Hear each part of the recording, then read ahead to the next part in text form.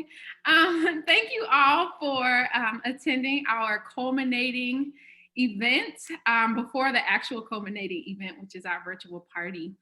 So we want to introduce our team. So Pandora, would you like to go first?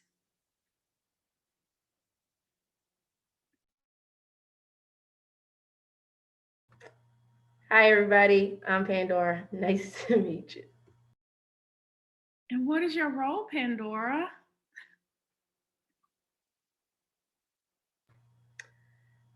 I am the CEO we represent. Thank you so much for being here. Thank you. Vanessa? Hey everyone, my name is Vanessa. I use she, her pronouns. I am the Chief Operations Officer and Director of Creative Communications. I've been in charge of all the social media and website. Thanks for being here. Thank you. And Sean? Hi everybody, my name is Sean. I use he, him pronouns, and I'm the Director of Data Analytics for the We Represent Conference. Thank you all for coming. My name is Ashley Brown Greer. I am the External Communications Director for the We Represent Virtual Conference 2021. And Helen. Hi, everybody. My name is Helen. I'm the Logistics and Evaluation Advisor. It's been a real pleasure being brought on to the organizing team, and I hope we have a really fun and insightful keynote. All right, and without further ado, let's see if I can pull up my document. I will introduce our keynote speaker. Dr. LaNitra Berger is a Senior Director at the Office of Fellowships in the Office of Undergraduate Education at George Mason University. In this role, she leads one of only a few fellowship offices in the nation with a social justice focus. Throughout her career, she has worked toward helping underrepresented students gain access to transformational educational opportunities. Since coming to Mason in 2010, Dr. Berger has helped secure more than 60 prestigious national scholarships and fellowships, such as Boren, Fulbright, Truman, and Critical Language Scholarship, many of whom are first-generation, low-income, or minority students.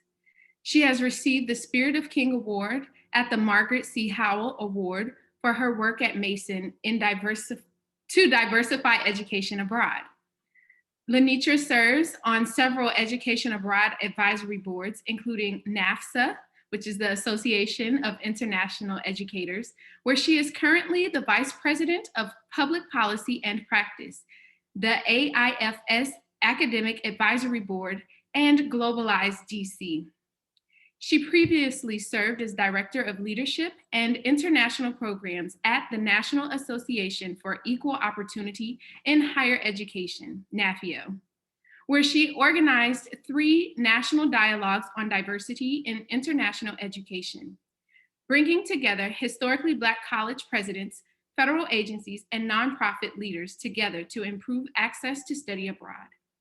LaNitra received her MA and PhD in art history from Duke University and a bachelor's degree in art history and international relations from Stanford University.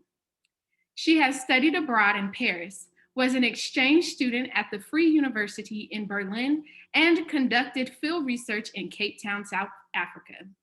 She is the author of 2 books, Exploring Education Abroad, A Guide for Racial and Ethnic Minority Participants, and the monograph Irma Stern and the Racial Paradox of South African Modern Art, Audacities of Color. She is also the editor of Social Justice and International Education Research Practice and Perspectives. And so with that bio, you can totally understand why we selected her to be our keynote speaker. So thank you so much, Dr. Berger, for agreeing to speak. Thank you so much, Ashley, for that wonderful introduction, and to everybody on the We Represent team for organizing this really important gathering that you have had over the past couple of days. Everyone on your team, from Sean, Pandora, Vanessa, Helen, and everyone else who helped put this event together. I'm deeply grateful to you for recognizing the importance of this topic and organizing this event today. So I'm thrilled to be able to join you and talk about underrepresentation and what we represent. I think that We Represent is the perfect name for this organization and for the mission of this organization. We represent our ancestors and their dreams deferred and denied, those who came before us and suffered silently or publicly because of who they are, those who worked their fingers to the bone in the hopes that we would all be able to be here today. We represent so many different identities and backgrounds and experiences that usually intersect. And we know that there are very few places where we can exist in all of those identities at one time, both boldly and truthfully. We represent the paradox that is the underrepresented student experience abroad. And that is that it is both liberating and terrifying at the same time. There's power in breaking free of domestic stereotypes and getting to know yourself in a different context. But there's also great risk in putting yourself in a vulnerable position in another cultural context. And we represent a new America, one in which we do, as President Biden has declared, that we lead by the power of our example. Our presence around the world in internships, at universities, in host families, in classrooms, brings the true depth of the American experience to every corner of the earth. I've been interested in study abroad since I was a teenager. I'm from San Bernardino, California, which is about an hour outside of Los Angeles. And even though it was very sunny there, I was always certain that there was something else exciting somewhere else. And so I was always curious about what was going on in those other places. And I've been working in the field of international education for over 15 years. So tonight I'm here to talk to you about some of my experiences and to share some of my thoughts and advice with you as you move forward and think about what comes next after this conference and after this very powerful experience. So I like to tell stories, and I think it's really important for us to tell stories for each other. So I'm going to tell you some stories, and I want to hear your stories. So I want you to ask lots of questions. Put your questions in the chat as I'm speaking, because we have lots of time reserved to take your questions, to discuss your questions, to talk through things. This is not a keynote that's about me. It's about helping you and helping you take this work forward. So please keep that in mind. And also use your social media today during this talk. Feel free to tag us on Instagram and Twitter so that we can start this conversation and keep it going. So with that, part one, inclusion. Many of you know who I am. I know some people, I've seen some familiar names on the chat list, but most of you probably don't know why inclusion is so important to me and how I became interested in the issue of inclusion. So I want to tell you that story first. When I was a young person growing up, both of my parents had come to California from the South. My dad came from Greenville, South Carolina. My mother came from Bessemer, Alabama. And they fled some horrible conditions there. They lived in segregated neighborhoods. They went to segregated schools. The threat of racial violence was constant. They were demeaned and degraded as Black people. And they told me that it was a responsibility as a Black person to carry the mantle of civil rights forward, and that every Black person had an obligation to make a positive contribution in moving forward the cause of civil rights. And I had listened to the stories about people participating in sit-ins, people protesting, and I wondered, what was my contribution going to be? What would I do to continue this struggle and to make something positive? And I would listen to the stories and I would think, gosh, these people are so brave and so courageous. What is my contribution going to be? And then one day My mother was relaying a story about one of her coworkers. My mother was a building inspector for the county of San Bernardino. And so she was a Black woman in a predominantly white and male field. But she had one other Black coworker who was an engineer. And he told the story of his years as a student at Dartmouth College. He was part of the first wave of Black students who were admitted to Dartmouth College. And as if you don't know, Dartmouth is in New Hampshire. It's in a rural area, and he spoke very poignantly about his experience being one of those first few Black students. They were very grateful that they got in, that they had this chance to get an Ivy League degree and to study, but they felt very isolated because there was only a handful of them. The college had a lot of very wealthy students, and oftentimes the students would all leave for the weekends to go skiing or to travel around the country or to go to New York to their fancy apartments, and that these handful of Black students would be left on campus alone. No services, they weren't invited to parties, nothing. So he talked about them spending most of their time in each other's rooms, listening to the same 4 records on the record player every weekend from Friday to Sunday for 4 years. And what he said was that at the end of those 4 years, he questioned whether it was actually worth it for him to have gone to Dartmouth if that was going to be his experience, if his experience was going to be one of exclusion. And it really struck me to hear someone, especially an older Black person who had a college degree, that they would say and would question whether or not a college degree was even worth it if the experience was so bad. And up until that point, I had always thought that we were supposed to get a college degree because that was the way to equality and to freedom, was to be educated at all costs. And that was the first time I had heard anybody question whether or not that was worth it. And that was when I learned for myself that inclusion was an extremely powerful part of the educational experience and was something that the previous generation had not had the benefit of. Most of my parents' generation attended historically Black colleges. So that was a very different social experience than those Black students who attended predominantly white colleges in the 60s and 70s. And I really internalized that.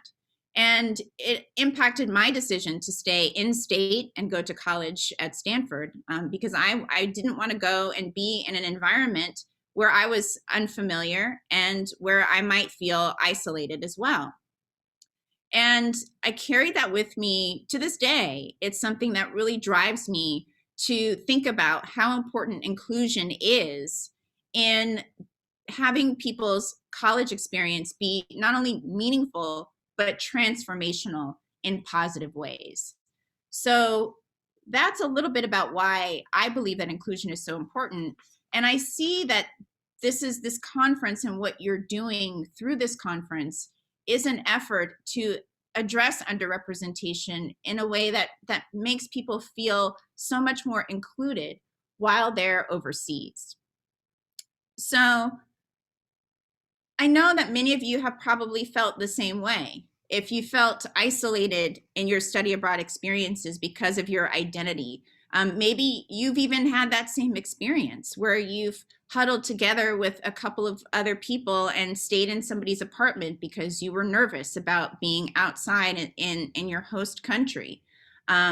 If you've struggled in other ways to feel included because of your identities. So if you've hesitated to ask questions about something like how to care for your Black hair abroad, or how will you express your religious identity abroad, or get accommodations for having different abilities. These are the types of issues that really either make or break our ability to be inclusive and really mean whether or not more people can participate in this experience. So it's 2021 now. A lot has changed in our field, but a lot hasn't changed. But what I'll say is that right now, it's no longer enough for us to just be grateful that we got the award and to not ask questions. It's not enough for us to just be grateful that we're on the airplane. Okay, I paid my bills and I'm on the airplane, so I shouldn't ask questions. I shouldn't disrupt the system. I should just be grateful that I'm here. We represent. We represent the present and we represent the future. We belong in these experiences. And most importantly, we matter in these experiences. Our voices, our perspectives, and our experiences matter. The institutions, the organizations, and the programs the design of these international education programs have an obligation to make those programs accessible and make them inclusive. And the days of silently accepting microaggressions from other program participants, from faculty, and from staff are over. And what you're doing here in this conference, what you've done in these last 2 days, has made that declaration that we represent and we expect more. So what can you be doing to advance an agenda of inclusion? Well, you've had a good start here by participating in this conference. You've heard from the dynamic and wonderful speakers talk about their experiences and share their advice. You have heard from each other, so you've had conversations with each other at this conference. And I believe that stories are so powerful. So I encourage you to listen to as many stories as you can, to read as many stories as you can. When you read the work of Angela Davis or James Baldwin or Elaine Locke, and you read about what it was like for them to study abroad in the 1920s or the 1950s or the 1960s, you see a lot of parallels to what we have experienced now in the late 20th and early 21st century. And you also see how powerful that experience is in shaping who they were and who they became as leaders. So these stories are powerful. And what we want to do from here forward is continue to ask each other questions and continue to push each other to share those stories and those experiences. Now, one of the greatest and most insidious aspects of racism, sexism, ableism, homophobia, you name it, is that it attempts to rob you of your intellectual curiosity. The dominant narrative feeds underrepresentation by trying to convince you not to ask questions, not to wonder, not to believe in alternatives. But travel feeds your intellectual curiosity, and it destroys that narrative. So you should travel as often as you can, both domestically and internationally, to see as much of the world as you possibly can. I made a lot of mistakes in my 20s, but one thing that I'm glad that I did was prioritize being abroad. So I, took a vow of poverty when I went to graduate school and decided that it was really important for me to see the world before I got older and had more responsibility. And that's how I was able to live in Germany and South Africa in my 20s and really spend a lot of time seeing other parts of the world. And ultimately, it was difficult. It was not easy, but it really influenced my ability to be in this field and to ask questions and most importantly, to advise and support young people who want to do something similar. So I think that that's a really important way that you can fight this this dominant narrative that says that people of color, people of different abilities aren't allowed to be intellectually curious, that we just need to get jobs and do something practical. I'm not saying that there's anything wrong with that, but follow your curiosities. You should be able to do that without guilt. So I hope that people ask questions about that in the chat, because I think that that's a really important thing that you all should continue to do. And I know that through the course of the meetings, you've learned about Fulbright and other opportunities that are federal opportunities. The State Department has some great professional exchanges. And we're on the tail end of the pandemic right now. And I think people are starting to see a time when we can start traveling and being with each other again. That time is going to happen soon. And I think that as soon as that time arrives, you should be ready to get back out there and to explore and to follow your intellectual curiosities. The last piece of advice I'll have about inclusion is to stay in this field. Become an international educator. It's a great career pathway, and there are so many ways to get there. Get a PhD, become a faculty member, work for a federal agency, work for one of the providers. This conference and this time that we have this evening is a chance to hear how we've done it, how we've gotten into these career pathways. I love my job. I love that I have the opportunity to shape the next generation of leaders through my work. I get so much energy from being around young people and seeing their reactions to their study abroad experience that I can't imagine doing anything else. So please, your representation, your voices, your perspectives in our field of international education is crucial. And I believe that students need to do as many counterintuitive things as they possibly can. And one thing that is very counterintuitive right now is joining a field that is devoted to student mobility during a pandemic. International education is timeless. It will always be crucial. It will always be important. So even though we can't travel right now, this field is still the field that is guiding our next generation of leaders. So I invite you to join us. Okay, part 2, finding your voice. So many of the We Represent conference programs and sessions discussed how to craft an application so that you can receive funding for study abroad. For most of us, scholarships are the only way that we could afford to go overseas.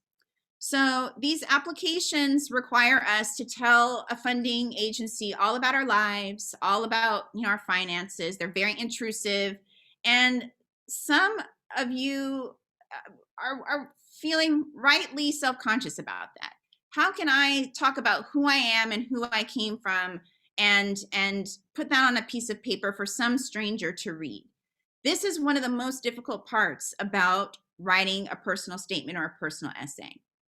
These essays require you to find your voice and to articulate a vision for yourself, for your education, and for your life that includes education abroad. And another challenge is, how can you discuss this vision if you haven't yet been abroad? So this is what I do as a fellowship advisor, is help students think that through and talk with them about how they can find their voice. So, story number 2. When I was in 3rd grade, I was asked to write an assignment where we had to write a 3-page autobiography. Now, my son's in 3rd grade, and he's never been even close to been asked to write something that's 3 pages. So I now see how complicated the assignment was for an 8-year-old. But nevertheless, we were supposed to write a 3-page autobiography. And I was so nervous about putting pen to paper that I procrastinated. I didn't write the essay until the day it was due. And I had to tell my mother that I had waited until the last minute.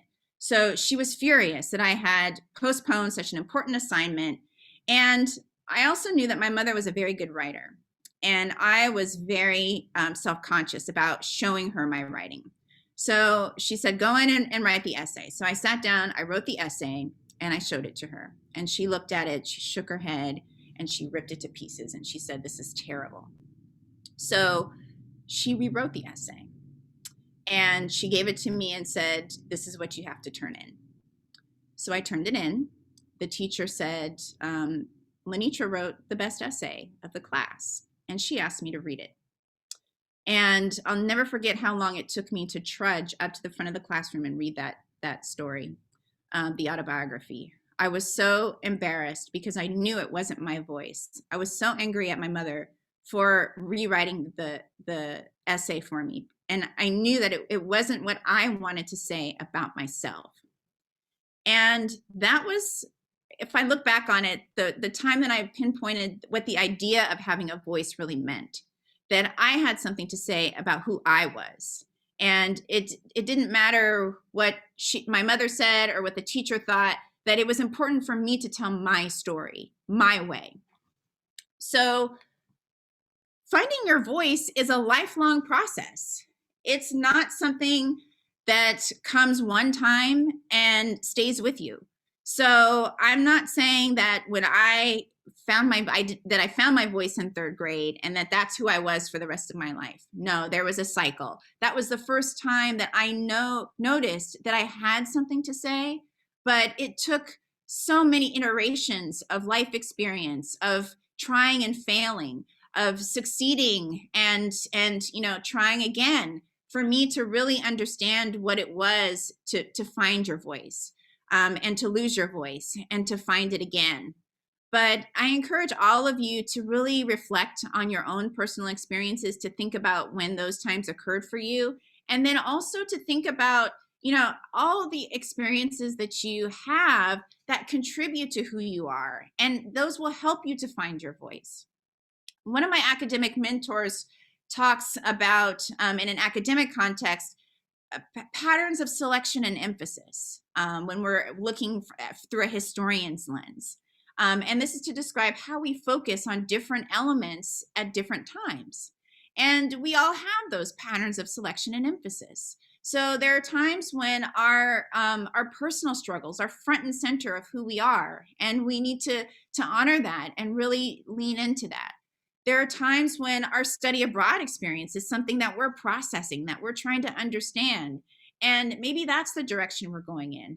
There are times when you have this, academic epiphany, and you decide, okay, now I know what I want to study. Now I know what my career path is. So these are different ways that you can participate in that cycle, and it's a never-ending cycle. Who I was, a year ago is not who I am today. The keynote speech that I might have given a year ago is not the one that I would give today. It's informed by so many life experiences, from failures in particular, much more than success. So, there are also all of these social and external factors that conspire to make us believe that we don't have a voice. When you're underrepresented, you're made to believe that you do not have a voice. Or if you do have a voice, that it does not matter.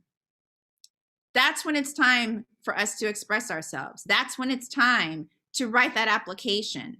That's when it's time to go and do that interview. When you procrastinate, when you decide not to try at all, that's when we've given in. So I'm here to tell you that all these organizations who have supported this conference, they did that because they want you on those grants. They want you overseas on their programs. They affirmatively are trying to get you to participate. And I want you to take that seriously. And to do that, we need to set aside some fears and some preconceptions.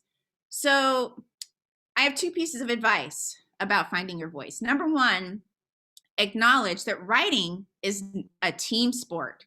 When you look at a book and you see one name on there, that's really just one of hundreds of people who work to put that book together. If you really want to know who wrote a book, read the acknowledgments. Read all the people who that author thanked for helping them to produce that work. Same concept goes for writing a Fulbright application. It's a team effort. You should always be working with someone else, either with your campus advisors for the different programs, either with editors or the writing center, trusted mentors and friends. Do not ever think that this is just for you to shoulder the burden. It is always a team effort. And that's the key to helping you debunk some of these structural things that have made you feel as though you don't belong and that you shouldn't be there. So I really want you to remember that writing is a team sport. Second piece of advice is something that I learned just in the last 5 years or so. And I want to thank Dr. Carrie Ann Rockamore from the National Center for Faculty Development and Diversity for introducing me to the concept of personal strategic planning. So every quarter or every semester, if you're still in school, you should sit down and write a personal strategic plan. And that should be where you set your personal goals. So the fun things, the way that you're going to help yourself and enjoy your life, and also your academic and professional work. And writing down these goals and the steps that it will take for you to get to those goals is a really good way to look at yourself now and in the long term. Not only that, if you start to look back over the previous strategic plans, you'll start to see those patterns of selection and emphasis over the course of your life, and it'll help you understand your voice, who you are, what your priorities are, and what you really care about. So those are the two things that I would recommend as you're thinking about finding your voice. It's not an easy process. I'm not trying to make you think that it's easy, but it's something that we have to do because our voices need to be represented. Okay, part 3, standing up for inclusion and allyship. So this is my final story that I'm going to share with you.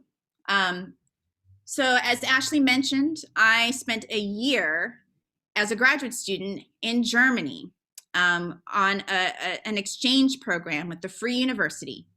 And I was very grateful to have this opportunity, but it kind of came up at the last minute. I wasn't expecting to get this fellowship, which also taught me to be open to experiences that I'm not expecting. And so I was studying German to work on my dissertation, but I only had 3 semesters of German. So when this opportunity came up, I didn't really speak German very well. So I showed up in Germany as a graduate student. I was basically functionally illiterate in the country, and very few people spoke English in Berlin at that time. A lot of people think that a lot of people speak English in Germany, but at the time, more people spoke Russian than English. So I was in the position to have to sign a lease, open a bank account, and worst of all, get my landline telephone set up by working with T-Mobile to get my landline. So I'm not only dating myself in saying that, but let me tell you, that was still one of the hardest things I had to do in Germany. But it was the only way that I could communicate back home with family and friends. So it was really a priority. So it took me about 6 weeks to do all this stuff. And by the time I did it, I met some of my best friends there. I did my field research. I really enjoyed being there and having this opportunity. But Germany is a country of rules. They have a lot of rules. They judge you if you don't follow them. They will tell you very quickly if you don't follow them. There are consequences for not following them. And I had moved there in October. And in October in Germany, it's very cold, it's very dark, and I didn't have a lot of stuff. So I basically brought warm winter clothes, and I decided that when it got warmer in the summertime, I would just go and buy a few summer items at that time. So in the apartment complex I worked in, there was a laundry facility, but there were rules from when you could use it. And the hours were restricted, so it was always full. So one night I decided I'm just doing one load. I'm going to go in at 10:30 at night, put my load in, take it out. And I put my load in the laundry machine, and when I went back to get it, it was gone. When I left the laundry facility, I saw bits of my clothing strewn in the square of the apartment complex. So I had just missed the perpetrator. They had stolen my clothes and run off. So I was mortified, and those were all the clothes I had for the summertime, in the warmest summer in Europe in years. So I had to go to the main office. I had to explain that my clothes were stolen. I had to explain that I was washing outside of the rules. And the first thing the woman said was, "You are out of order. You should have been washing during the laundry times, and that is why your clothes were stolen." So I was just, I was really upset, and I was having all these conversations in German. And I was lucky that a good friend of mine, who was a German professor, was in town, and he and I were supposed to visit each other. So I called him up, I explained what happened, and he said, "Meet me at Potsdamer Platz. We will go to H&M, get you some new clothes, and it'll be okay. So I met him. We went to H&M. I got some new clothes. And he said, let's grab a cup of coffee while we're here. So we were sitting at a cafe having a nice cup of coffee, enjoying the sunshine. I was starting to feel a little bit better. And this man, he's a German professor, but he's South Asian. He was a big South Asian guy. So we're having coffee, and the waiter comes over, and he looks at us, and he says in German, why did we let all of these brown people into our country? It's ruining our country. And I heard him, and I understood what he said, but I didn't quite have the German to respond, but he did. He whipped around and he started yelling at that guy in German. And this man was so stunned that these two brown people understood what he said in German that he took off and ran back into the restaurant. So I was so glad that he was with me and that he was able to help me respond to that crazy, crazy situation that we often refer to as the laundry incident. So I tell that story because being an underrepresented person, a student abroad, is kind of like performing in a circus. Every day you are doing death-defying feats and acts just to get through the day. I'm sure that all of you have similar stories of it's just regular business for us in other countries. Maybe you were chased down by neo-Nazis in a train station. Maybe you were told at a youth hostel that it was full when there were clearly vacancies. Maybe you just hope and pray that your wheelchair will fit through the elevator at the university. At the end of each day, you might have breathed a sigh of relief that you made it. And, you know, it's possible that you even were weeping to release all of the stress and anxiety that you've carried with you. I know that happened to me on many occasions. But what I want to talk about is allyship. Not allyship in relationship to white allies, which is a lot of the conversation that we've been talking about in the last years about white allyship, but the allyship and fellowship and companionship and camaraderie that we as people of color, as underrepresented people, provide to each other. So we know what it's like to go through this. And when we're in a position to lend an ear and to listen, when we're in a position to stand up, we do that because we know what that experience is like. We know what that high-flying circus act is like. So what the We Represent organizers have done, and to me, what's really unique about this moment is that we're seeing all of these wonderful affinity groups and organizations forming organically, and sometimes with institutional support, that give us these spaces to talk to each other about these shared concerns and about these experiences. When I was overseas, the internet wasn't really the internet.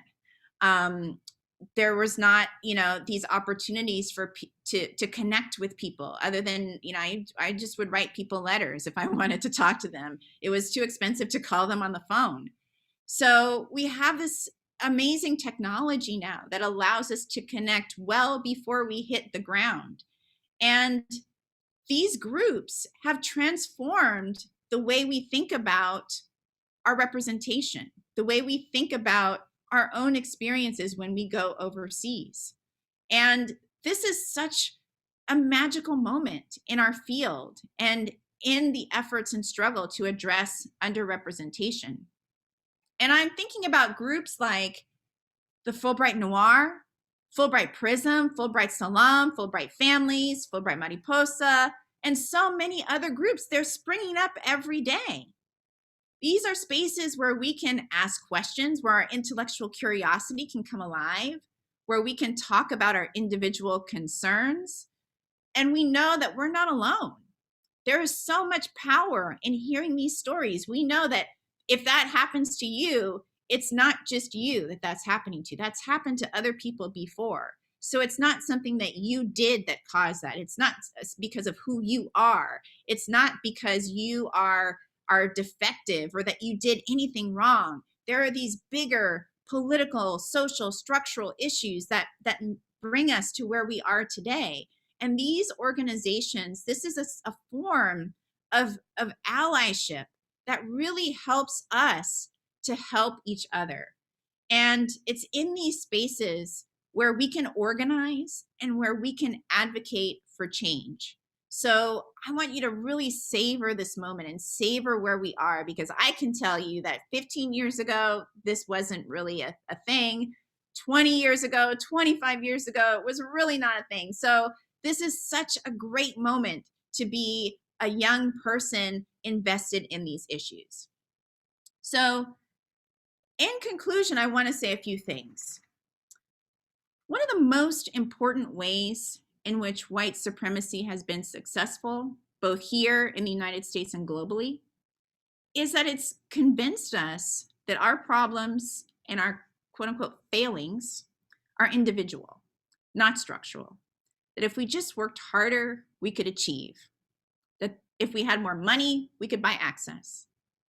If we looked the part, we could have the part. That following your dreams is a notion of wealth and privilege. And that a blue American passport means, as W.E.B. Du Bois defined white privilege a century ago, ownership of the earth forever and ever. So your participation in this conference this week is a direct confrontation to white supremacy and its insidious mentality. You are each living proof of the extraordinary power of international education to connect, to unite, and to empower. You complicate and nuance the challenges of being underrepresented in ways that will shift the paradigm of this field for years to come. And you've correctly identified the sources of power where your voice can be highly influential. But most importantly, you're leading by example. And your example is so powerful. When young people see what you've done in all of its complexity and all of its complications, they will know that they can do it too. After tonight, we'll go back to our separate homes, our separate states, our separate universities, our corners of the world. But each day, know that when you wake up, you will need to recommit yourself to doing this work and working towards the cause of addressing underrepresentation in education abroad. It is a daily commitment and a daily practice. You'll need to stay connected with each other to keep this movement strong. And you'll need to hold each other up in the struggle. I have so many colleagues who I lean on every day when I think I'm not making a difference, when I'm not moving the needle fast enough. I have people who I call who can help me remember why I do this work and that I need to get up the next day and do it all over again. The work is not easy and it can be very frustrating. You might even wonder, like I just mentioned, if your actions are futile. But like I said, you have support. The thing that this conference has done is to show you en masse how much you can contribute when you work together and when you show the power of your voices.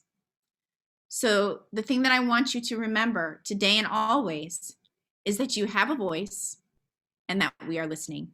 Thank you. Thank you so much, Dr. Berger. Oh my goodness, that's so inspiring. As you and I talked about last week, my work and your work is similar. And so I think I might have found my new dissertation committee member. So we do have some questions from the audience. And our first question is, could you please speak to ways a cis, white, middle-aged, middle-class woman can facilitate vulnerable storytelling with Black BIPOC students who are applying to awards and writing their personal statements, some of which require them to speak about their American experience, their social and socioeconomic status, etc.? Yeah, that's a great question, and that's a question that I deal with a lot in my work. So, I spoke earlier about allyship, but I'm going to reiterate that white allyship is important. We're still underrepresented, so we need all the help that we can get to support these students in this mission. So, what I would say is that you have a story too. You have a voice yourself, and that a lot of times students oftentimes think that they can only hear this message from someone of color. It is very helpful that they can do that, but sometimes the message is much more important than the messenger.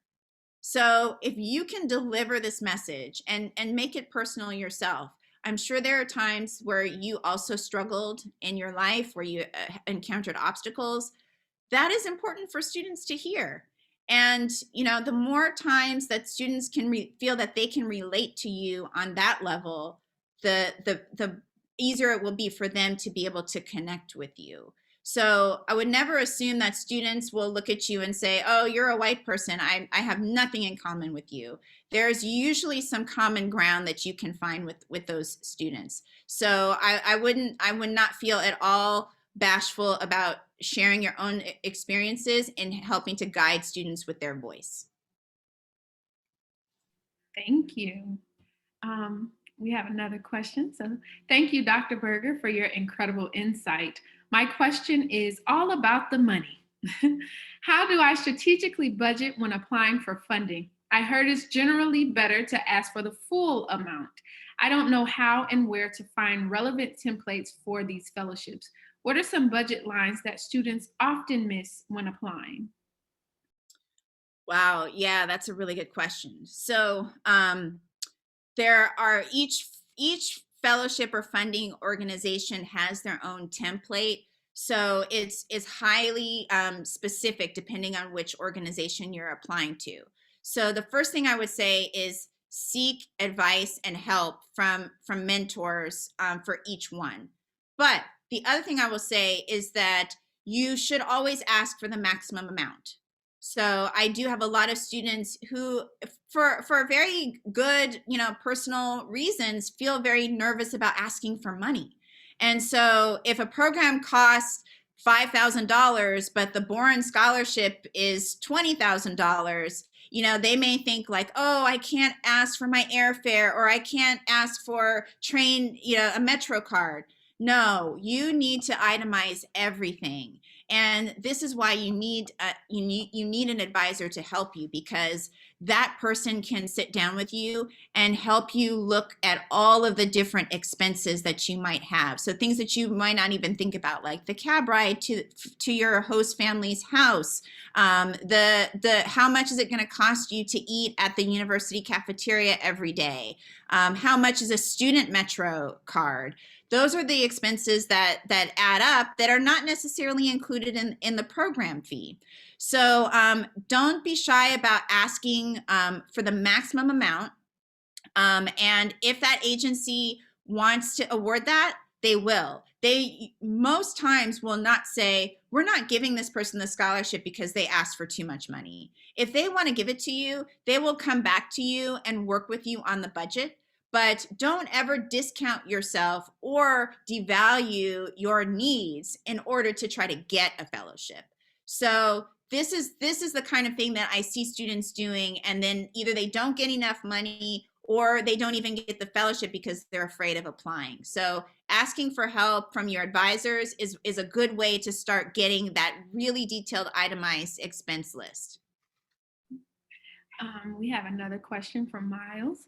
What are some ways we can tighten the generational and cultural gaps between the decision makers, IIE, Fulbright leadership and commissions, and students applying? I think you are the perfect person to answer that because of your role as the diversity and inclusion person for IIE. So take it away. Yes. Okay. Miles. Very good question, Miles. This is where I go back to what I said earlier about we need you joining the field. So we need your voices to be heard as Fulbright alumni ambassadors, getting jobs at IIE, and the providers. We need you to start preparing yourself for board service. I am on a mission to diversify any board that I'm on. And it is very difficult for young people to break into board service because they don't really know other people who are on boards. So if anybody wants to talk to me about boards, please contact me. And Ashley, we can even talk about writing up just a quick document or something that we can share with We Represent about board service. This is really, the question, Curtis, is about the power, about getting to the power. And board service is one way to get to power and to be the power. So I think that's important. And I think that we really need more commissions and upper administrators to recognize the importance of that youth voice, either through expanding alumni ambassadors or creating additional councils for advisory councils. I agree that there is a disconnect, that the people running organizations studied abroad and did these experiences and had this experience when the world was a very different place. And it's very important for us to be able to stay innovative and relevant, that we understand what challenges young people are facing. So, I think that we really need to get more young people actively involved professionally. And more organizations need to take a risk on younger undergraduates who are just out of college. Young people bring so much, so many skills that we desperately need. I can't work my Zoom or my Instagram, but the young people around me do it like it's breathing. So there are so many skills that we could use with young people in service, but most importantly, understanding and connecting to that experience. So I 100% agree with you. Thank you. And correction, that's Curtis Johnson who asked that question. He said that he can't change his son's name. Thank you, Curtis.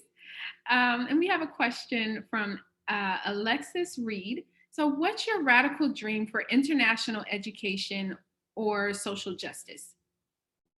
Ooh, that's a good question. My radical dream. Okay. So I can tell you what my goal is in my office of fellowships, which is all about social justice. My goal is that in everything I do, that underrepresented students are overrepresented. So if I have 5 Fulbright winners, I want them to be all from underrepresented groups. If I'm bringing faculty to visit and speak to my students, I am always looking to bring people who are from underrepresented backgrounds or underrepresented experiences. So we've been underrepresented for so long, but we've had so much to offer. And we all know what we have to offer because we all talk to each other. And so it's time for the rest of the world to know what we have to offer. So for me, that's really what I'm striving to do every day, is I'm looking to see who's in the room, who's not in the room, and who needs to be in the room. And I try to put them there. To do that requires, speaking truth to power. It requires being wrong sometimes. It requires standing up for people and taking a risk. It requires lots of days and nights getting students up to where they need to be. If you've spent, your life hearing the message that study abroad is not for you, then it's my job to convince you that it is. And if you've heard that message for 18 years and I only have 4 to get you to that point, I have a lot of work to do. I have my work cut out for me. But I know how critical that is. I know that the next Angela Davis is on this call. I know that the next James Baldwin is on this call. I know that everybody on this call has the potential to be a transformational leader. And the tragedy for me would be if I knew you had that potential and didn't help you realize that. So that to me is what I feel that my mission is as a social justice advocate, specifically in international education, is to bring those voices and those narratives to the forefront of the national conversation. Thank you. And transformational leader. Like, I don't think of myself as a transformational leader, but now that you said that, like, definitely making some changes, especially with this conference. So yes, conference team. So we have a follow-up to Curtis's question. How can students who may not have considered a profession and career in student mobility, international exchange, etc., before studying abroad, pivot towards this academic and professional area? That's a really great question. Yeah, that's a good question. You know, I have, like, I know some people who really feel like it's to be in the field, you have to have studied abroad, and that if you haven't, that's a hard prerequisite, and that you're just cut out, like you can't do it. And I think that we have to do a lot of consciousness raising in senior administration to make them open their eyes to the types of talent we can bring in. And we also have to do a lot of work with our young people to help them understand other things that they bring to the table. So, you know, I had students who worked for me when I was at NAFIO who had not been abroad, and they were working with me on my international programs, but they added so much value. They were able to talk just in such poignant detail about why they couldn't go abroad. What were the barriers that kept them from going abroad? And we need to know those things. We need to know everything that keeps students from going abroad. That's an asset. In general, underrepresented people are taught to think that all of these life experiences are deficits. They call it a deficit mindset. And we have to blow that up. That's not true. All of these things, these cumulative experiences, are assets. They make us who we are. They've driven us to this point. And, you know, like I mentioned, your intellectual curiosity, if you haven't studied abroad for various reasons, but you know that there's a question in another country that you want to pursue, but you know that there's something in this other place that you want to see, that's important. And other students need to see that. Other administrators need to be able to see that people of color have the same aspirations as other people.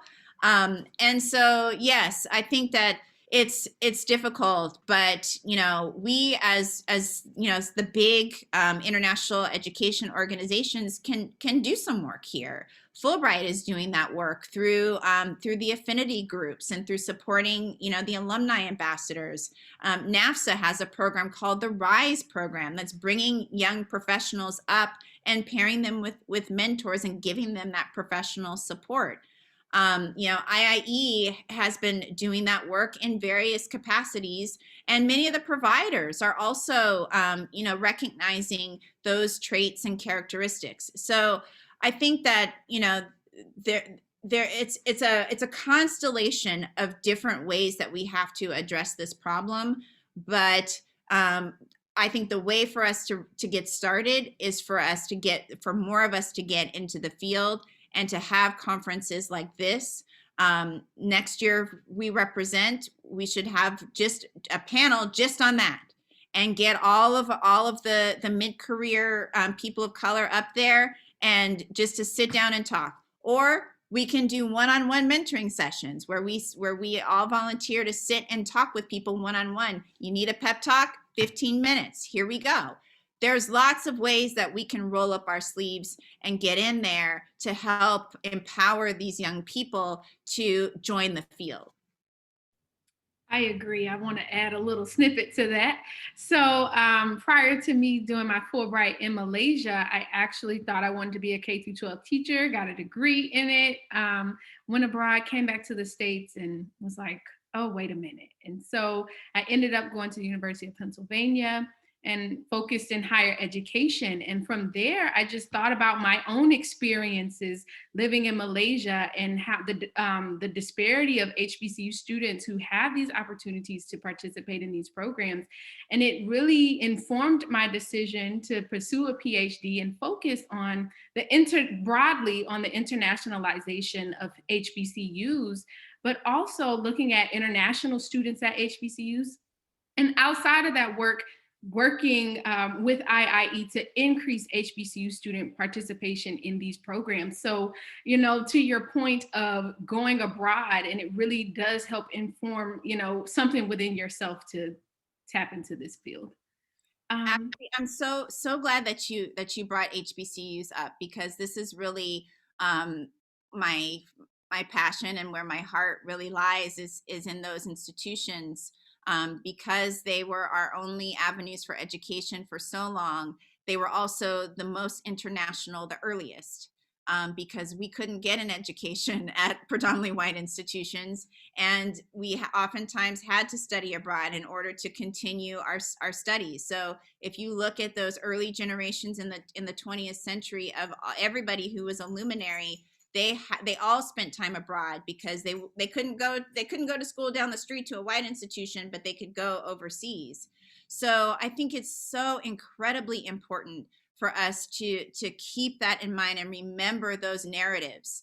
And you know, a lot of people say that HBCUs are at a deficit, that they don't have enough international students, or that they don't have strong study abroad programs, and that's simply not true. So, you know, I'm glad that you're doing the work that you're doing specifically to revive that that story and continue that discussion about international students at HBCUs. But, you know, those institutions are really the bedrock of international education in the realm of underrepresentation. Yes, yes. And to that point, really quickly, if those of you who don't know, and we're talking about history and I love it. So Fulbright actually, in their first ever Fulbright cohort, they actually had 10 Black students and 3 or 4 that attended an HBCU. And so to your point of we have been there and we have done this, we have, right? So going on to our next question. What advice do you have for students to reapply for funding when they were denied in the past, like Fulbright? How can one keep their motivations up and strengthen their applications? Keep applying. That was me. Keep applying. See, so how many times did you apply, Ashley? Twice? Twice. Mm-hmm. Okay. There's your living example right there. I agree. But that being said, I'm not going to diminish the pain of rejection. It's terrible to get that letter that says, "I'm sorry to inform you that you've not been selected." That's a really tough time for me every single time it happens. And as an advisor, you know, I'm not just dealing with one rejection, I'm dealing with a lot of people's rejections for multiple awards every single year. I can say at this point, 11 years in, that I do have a lot of experience with rejection, and people take it differently and for different reasons. And for underrepresented students, you know, it's easy to fall into the idea that the rejection is really personal, and that it can feel devastating. And all of those things can be true, but the important thing is to know that you can try again. So for almost every award that you all have talked about during this conference, you can reapply. And for these opportunities, there's not anybody who's going to look and say, "Oh, you know, Joe Smith applied last year, and so we're not going to really read their application seriously the next year." That is not what happens. So you can reapply again without bias. They will not know that you applied the year before. And there are so many factors that go into being selected or not. So sometimes you are not selected because you could have been like number 1 on the list, and they just didn't have enough funding. So your application could have been outstanding, but they just couldn't fund everybody. Sometimes the whole program, loses funding. Like there are so many reasons. And, unfortunately with Fulbright, as an example, you can't get feedback on your application to find out what went wrong. But in others you can, like with the Boren Scholarship, the Boren Awards, you can actually get some feedback. And, think about that failure, and I wouldn't even think of it as a failure, but think about that as an opportunity to improve and to do more. And I encourage everyone not to take no for an answer. So if you don't get it one year, do what Ashley did, apply the next year. I have many students who have done that, many who have applied 3 times and got it on the third time. It's hard for us to really understand sometimes how the universe is working, and that experience just wasn't really meant to be at that particular time, but in the next year the stars will align. So advisors can help you look at the essays, and we can guess of do you need another year of language training? Was that what did it? Did you spend too much time talking about your past and not enough time talking about how the Fulbright will help you? We can do some of that. But these are big programs with lots of applicants. So the easiest way to make sure that you're successful is to just keep putting your name out there. For all of us, we should never go away. We should always be knocking at the doors of opportunity. And if we knock long enough and loud enough, they will open the door.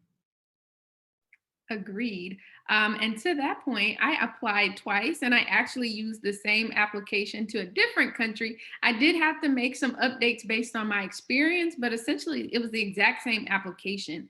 And Janika said she applied thrice, got it the second time, but not the third, and is in the recent cycle for a grad program.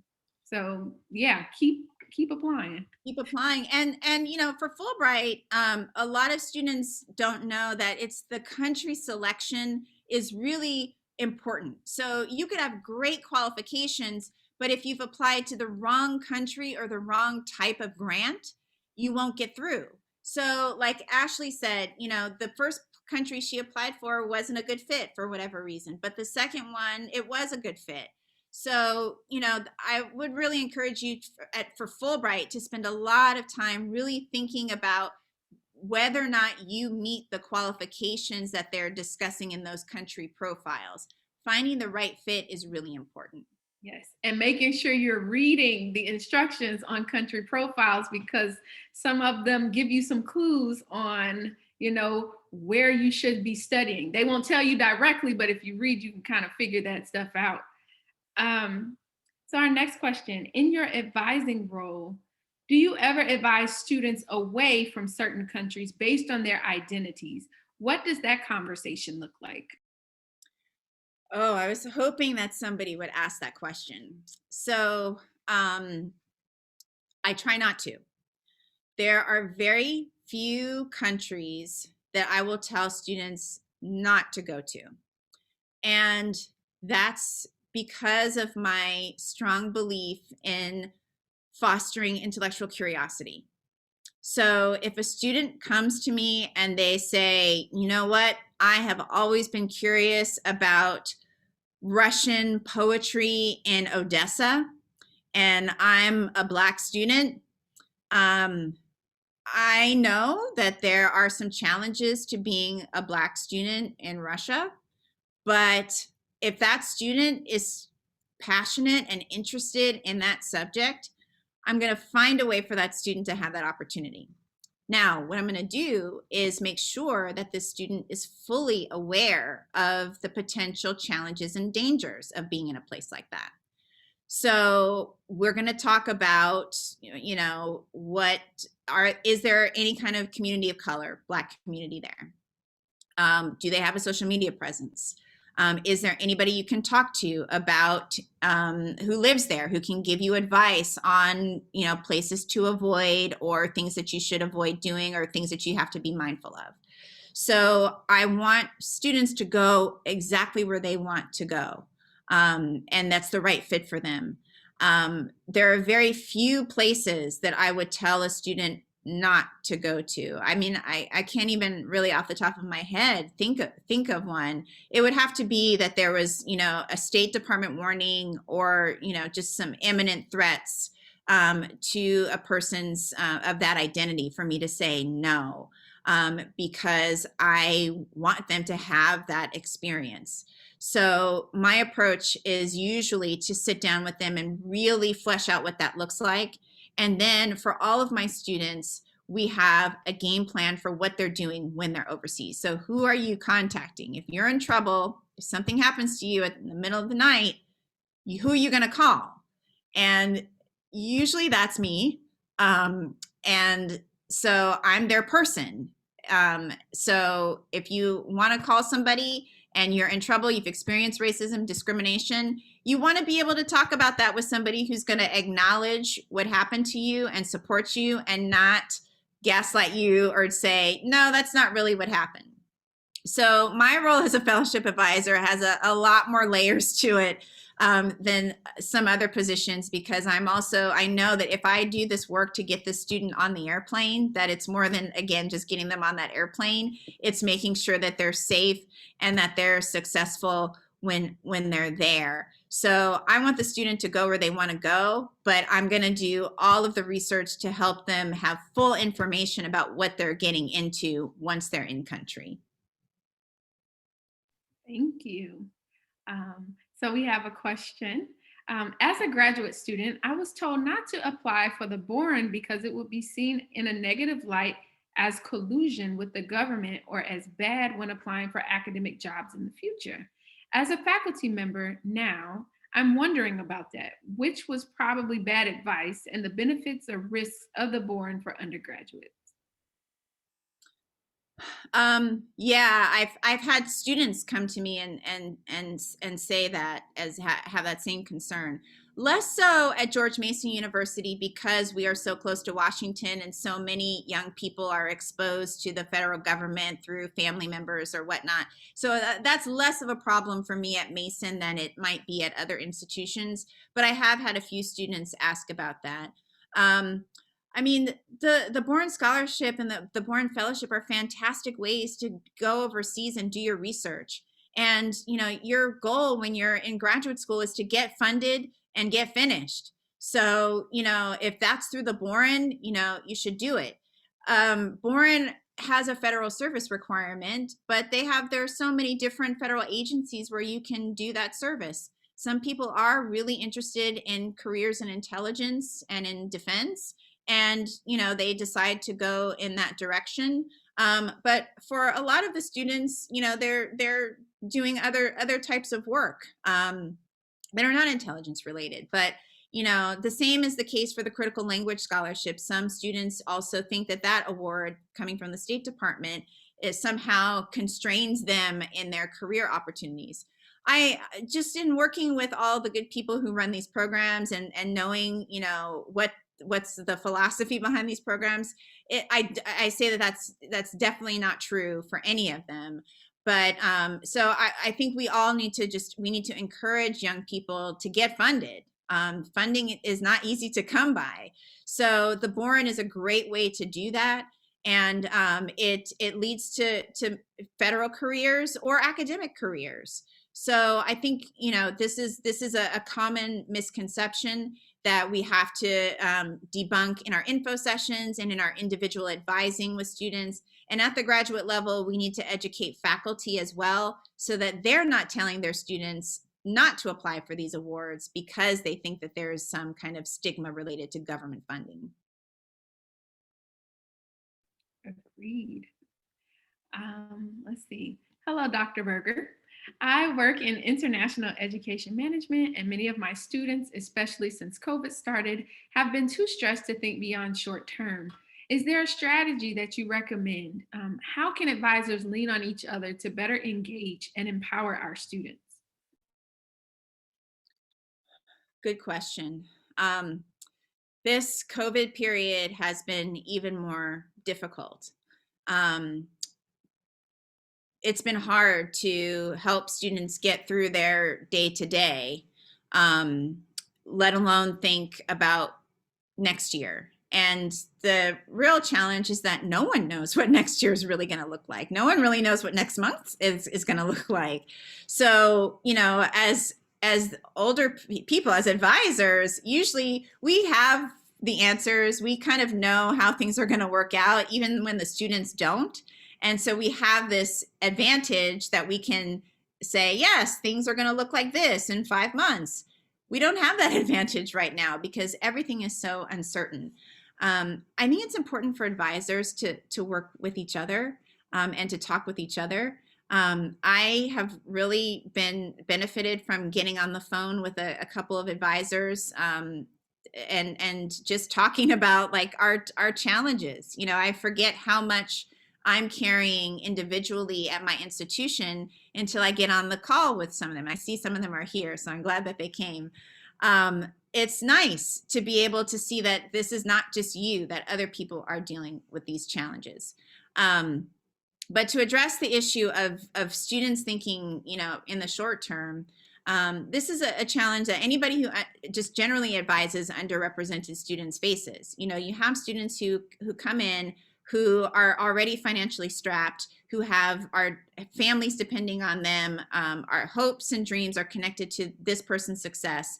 And so their thinking is, I need to get in, I need to go to school, I need to keep my head down, graduate early if I possibly can. I don't need to take advantage of all these other opportunities. I just need my degree in hand. And so our job is to take this student's wonderful plan that's, you know, their family has all agreed to, and to tear it up into a million pieces and say, here, let me tell you about this great opportunity called study abroad, where you're going to go to another country. You might experience racism. It might be very difficult for you to navigate those experiences.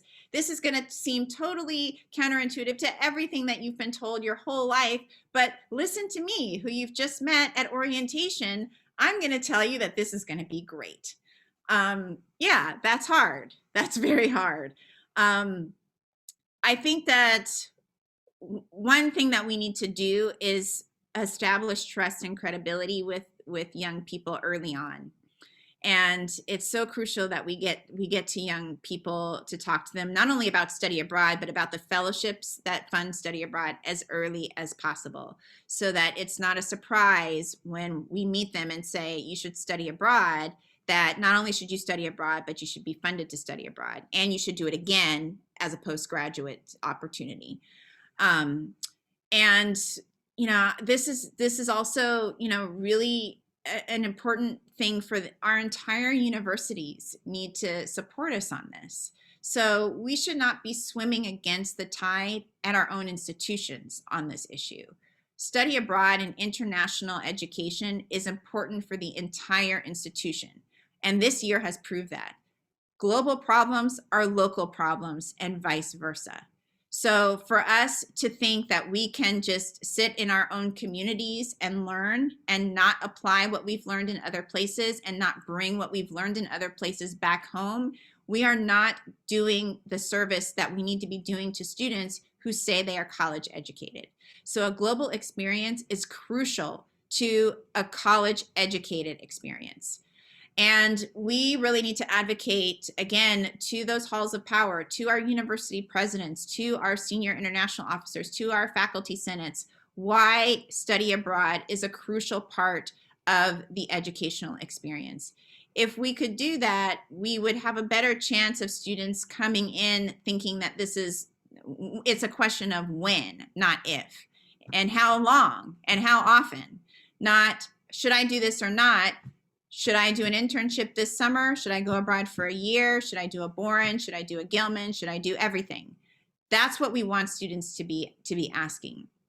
And for our underrepresented students, we really have to get them to see that these opportunities are especially for them. If you've come from a community that is plagued by gun violence and drug abuse, and you think that's all that's out there, that's why you need to get out in the world, is to see that there are other ways to see yourself, to see your community.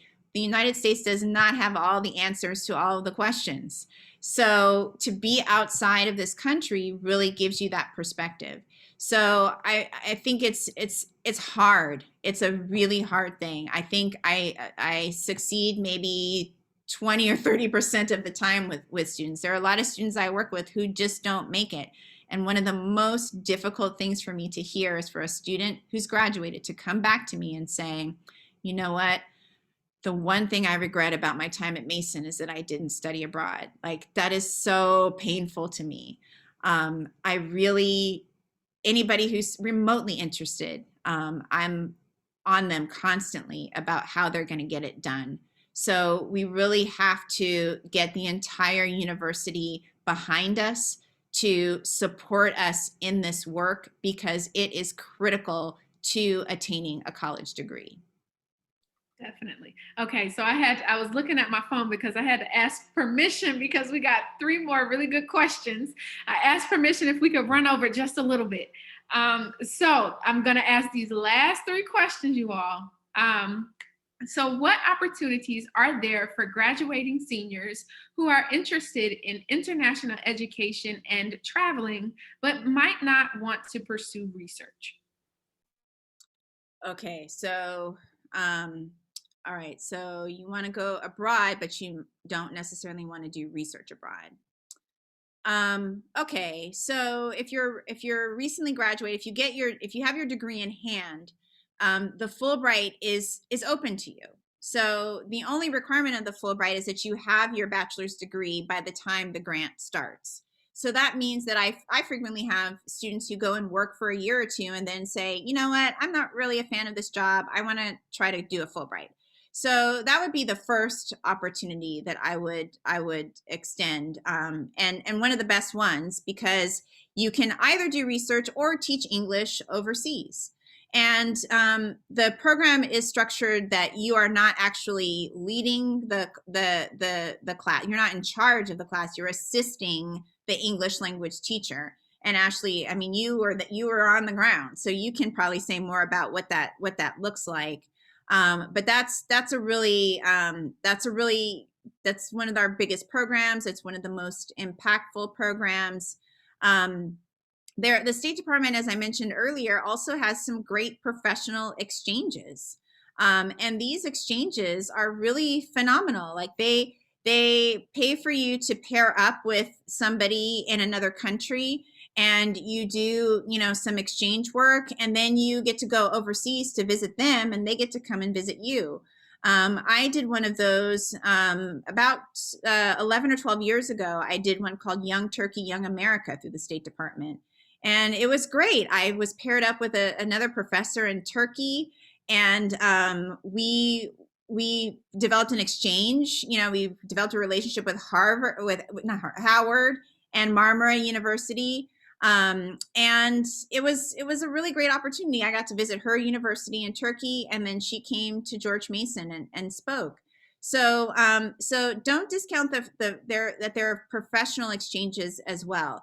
And they occur, there are all sorts of different ones through different organizations that allow you to either keep your job and still go overseas because you're only going for like 10 or 12 days. Or you can go a little bit longer, but that the Fulbright is kind of the gold standard of postgraduate opportunities to study, to do something overseas that's not research. Agreed. And really quickly, with the ETA program, my roommate was a public health major. And so one of the things that we were able to do is, with our English teaching camps, we could really bring in our own passion projects and our own interest, so that it wasn't just really aligned with the academic and just teaching. It would also be part of you and what you want to bring to it.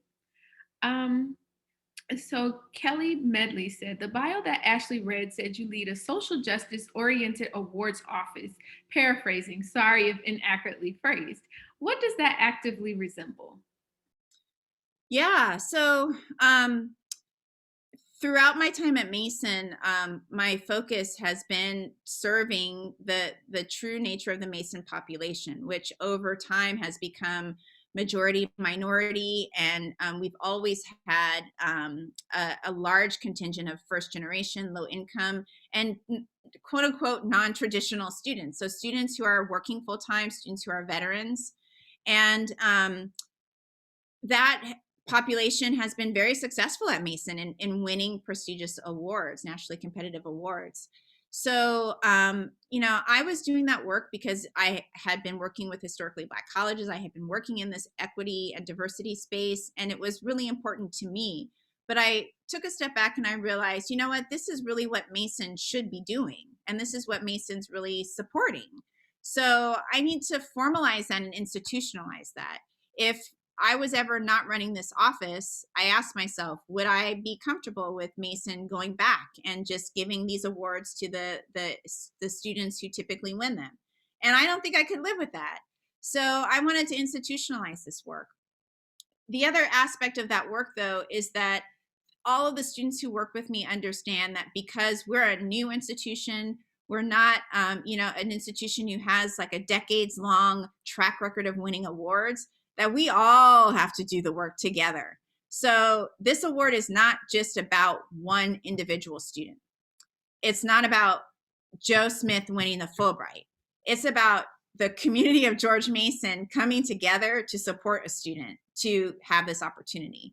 And so the focus of my office, and why I call it a social justice office, is because I'm focusing on community impact rather than individual achievement. And, I'm also going to give a shout out to my dear friend and colleague, Carrie Miller at Howard, because she's also doing a lot of this really great work at Howard. And she's really been a mentor and a good friend, and helped me flesh out a lot of what I'm doing at George Mason.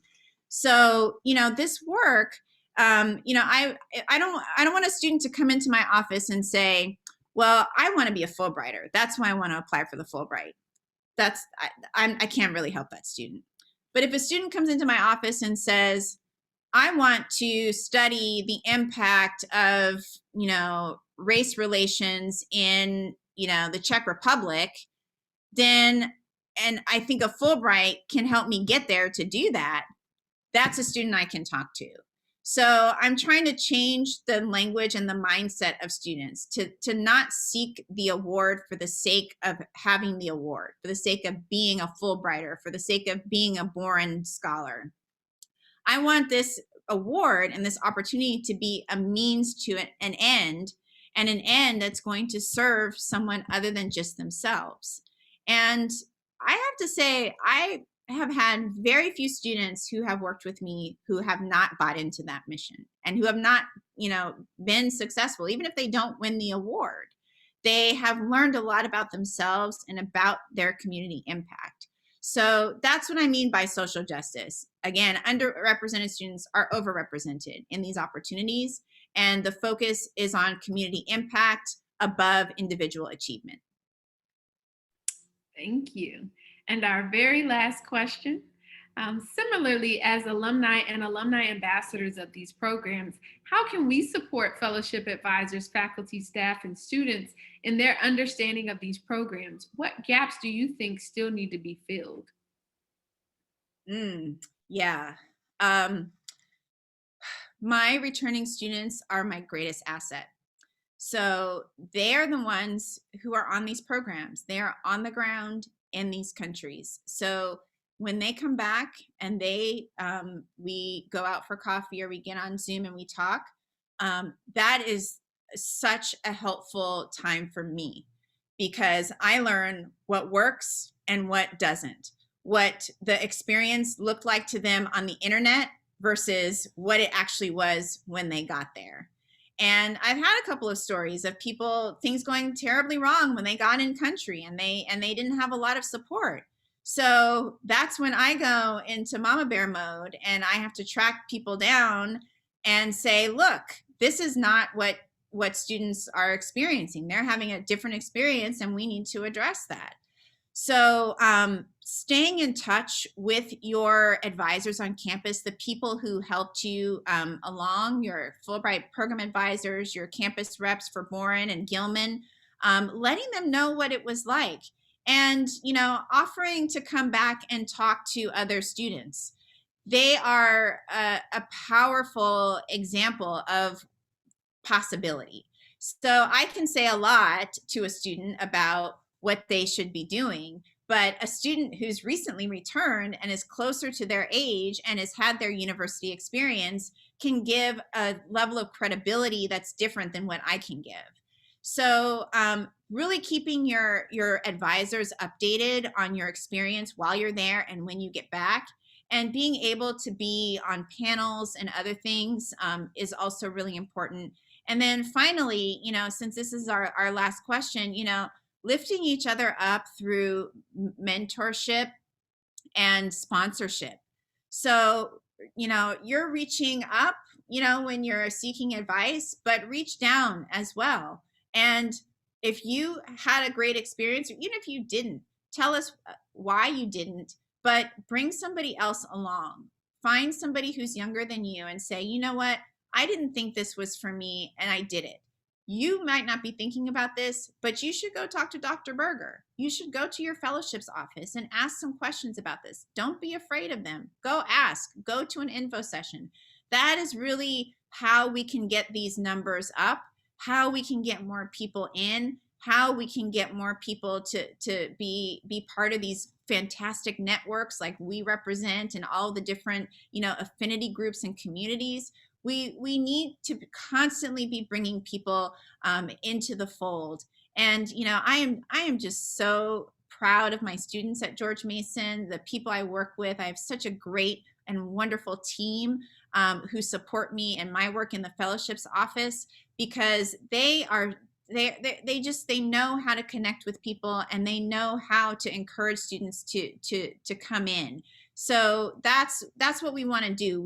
If you have that ability, and it doesn't have to be a huge investment, but if you have any ability to do this on social media, to pop into a session, to just chat with your advisors, that will go a long way to helping us broaden the representation. Thank you so much. Thank you.